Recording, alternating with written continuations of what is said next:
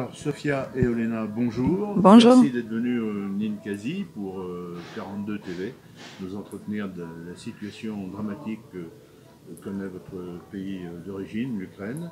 Peut-être vous présenter, Olena, en quelques secondes. Merci. On demandera le même exercice Oui.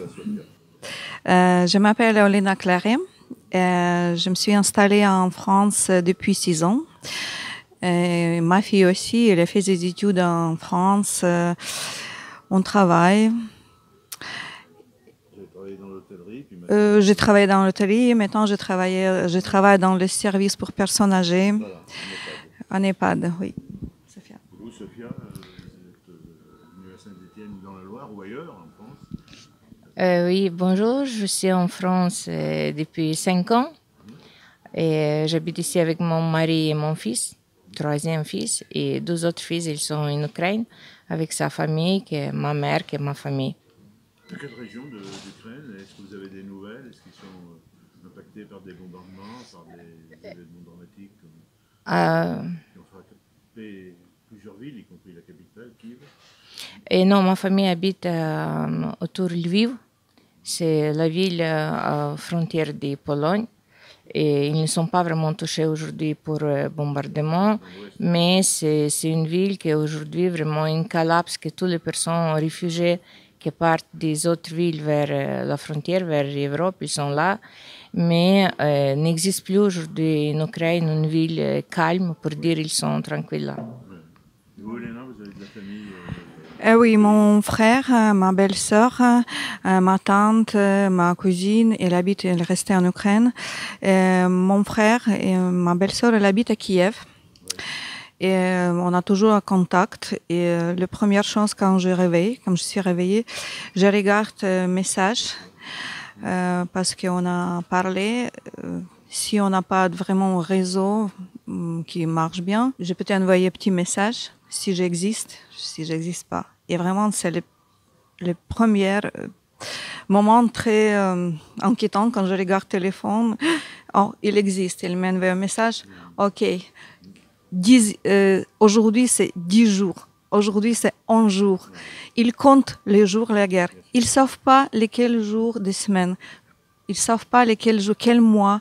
Ils ne savent pas. Ils savent que 10e, 11e, 2e jour de la guerre. Quand Vladimir Poutine dit que l'Ukraine n'a plus la Russie, ça n'existe pas, c'est la Russie. Comment vous vivez ça alors que votre pays a plus de 1000 ans d'histoire? Vladimir Poutine, il peut dire tout ce qu'il veut, mais l'histoire, c'est l'histoire. C'est pas lui qui a créé l'histoire. L'Ukraine, elle existe plus que 1500 ans. C'est notre prince qui a fondé Moscou. Il ne faut pas oublier.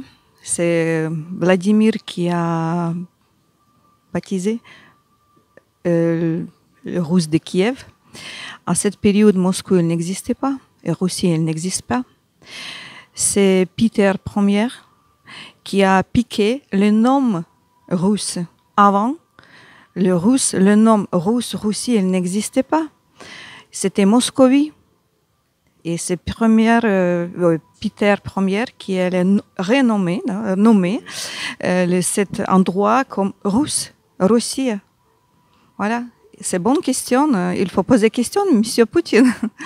C'est qu'on, il faut vraiment, il y a des documents. C'est pas caché, non? Il y a archives, il y a des documents. C'est bizarre pourquoi elle dit. Mais c'est bizarre qu'il y ait des gens qui fermaient les yeux, fermaient les oreilles. Maintenant, la population de Russie, ils n'ont pas peut-être le cerveau, ils n'ont que la télévision dans sa tête. Oui, c'est propagande et idéologie, mais quand même, il faut allumer les yeux un petit peu. Sophia, au XXe siècle, votre pays a beaucoup souffert. Il y a eu une famine plus ou moins organisée par Staline avec des millions de morts. Hein. Puis après, il y a eu l'invasion hitlérienne. Il n'y a pas besoin de cette nouvelle invasion, même si Poutine dit que c'est une libération. Si vous permettez, je voudrais un peu préciser. Ce n'est pas 1 million de morts, mais c'était 14 millions de morts par Eucharistie. C'était 1932-1934. Et ça, c'était déjà un gros signal pour dire Voilà, c'est qu'est-ce que fait la Russie, le communisme depuis qu'il est arrivé en Ukraine, et après ça continue la Deuxième Guerre mondiale, après ça continue de changer notre carte, que les terrains entre Ukraine et Pologne qui a été modifiés, et c'est pas aujourd'hui. Mais voilà, les personnes ukrainiennes, c'est pas juste moi, mais nous avons les personnes qui s'occupent juste de ça, qu'ils peuvent expliquer. Nous pouvons organiser une autre soirée pour raconter notre histoire. Que nous avons toujours ce conflit-là. Ils n'acceptent pas vraiment l'Ukraine avec sa histoire, les traditions, la culture et tout ça que nous avons. Alors beaucoup plus près de nous, il a envahi 20% du territoire géorgien, il a annexé la Crimée. Il a annexé une partie de la Moldavie qu'on appelle la Transnistrie, où il y a une armée russe complète. Est-ce que vous avez senti venir ce qui se passe aujourd'hui, ou c'est seulement lorsque le président Biden, qui avait sans doute des renseignements de la CIA, qui a dit « Attention, demain ou après-demain, il envahit l'Ukraine ». Est-ce que vous avez été alerté par ce qui s'était passé en Géorgie, en Crimée, en Transnistrie? Mais alerté, ça fait un moment, ça fait beaucoup. Il y a beaucoup de temps on a alerté, on a appelé en Europe, on a fait appel en Europe, l'ONU, l'OTAN, que c'est très dangereux. C'est alerté. C'est pas les mots. Vous n'avez pas eu l'impression d'être écouté, entendu par notamment l'Union européenne qui aujourd'hui se mobilise quand même? Aujourd'hui, c'est trop tard. J'ai préparé une citation, si vous me permettez, parce que c'est moi. Oui. Pardon, excusez-moi. Parce que ces citations, c'est tout ce que j'ai. Même à la période de notre révolution de dignité, on a répété 1000 fois. C'est Julius Fučík qui a dit « Ayez peur des indifférents. Ils ne tuent pas, ils ne taillissent pas, mais ce n'est qu'avec leur consentement tacite que les trahisons et les meurtres existent sur Terre. Ils ne veulent pas rester indifférents. » Parce que après, c'est grandes conséquences. Tout ce qu'on a aujourd'hui, c'est les conséquences des indifférents. C'est conséquences de nous sommes préoccupés et c'est tout. C'est nouveau Hitler, mais quand Poutine il a fait une invasion en Géorgie, en Crimée, il était petit Hitler. Oui, petit Hitler. Maintenant, c'est le grand Hitler. C'est le grand Hitler. Et c'est pas nous qui a grandi cette nazi russe. C'est nazi russe. C'est pire que Hitler parce que Hitler, il n'avait pas le bombe nucléaire. Maintenant, je pense que... On parle beaucoup du président Zelensky, on qualifie souvent de héros. TMC, qui est une chaîne française du groupe TF1, a publié un documentaire sur lui.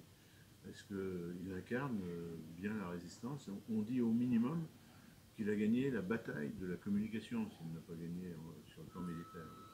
Mais franchement, je n'ai pas voté Zelensky, Oui. mais c'est pas un moment aujourd'hui à dire qu'est-ce qu'il fait. Je peux trouver que Zelensky, avec les personnes qui sont autour de lui, il réagit super bien. Et aujourd'hui, franchement, qu'est-ce que décision qu'il est obligé à faire, c'est pas facile. Et je pense que même pour les présidents des autres pays européens, c'est pas facile de gérer la guerre, vraiment une invasion totale. Mais je peux dire que oui, il fait ce qu'il peut aujourd'hui. La guerre, c'est pas commencé aujourd'hui, c'est pas depuis 17 ans. Nous avons la guerre depuis 8 ans. Et peut-être pour vous, Européens, c'est un petit peu bizarre, mais c'est mon point de vue que qu'est-ce qui se passe aujourd'hui, c'est le résultat, c'est 8 ans de silence. Nous devons réagir tout de suite. Personne qui peut réagir, personne qui peut toucher quelque chose des autres nations, des autres pays. Et vu que les pays, j'arrête de nommer c'est quel pays qui a signé le mémorandum de Budapest en 1994, il ne fait rien.